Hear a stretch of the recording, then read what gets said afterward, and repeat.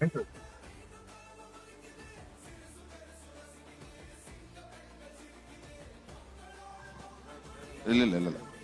அனைவருக்கும் வணக்கம்.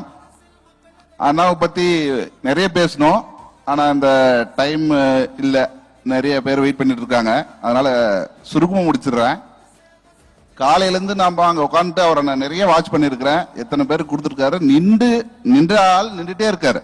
நாமளாம் உட்காடுறோம், ஸ்நாக்ஸ் சாப்பிடுறோம், தண்ணி குடிக்கிறோம், எத்தனையோ பண்றோம்.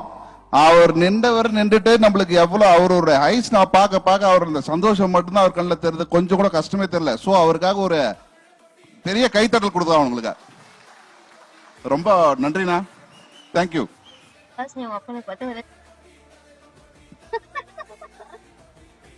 ये कैंसिल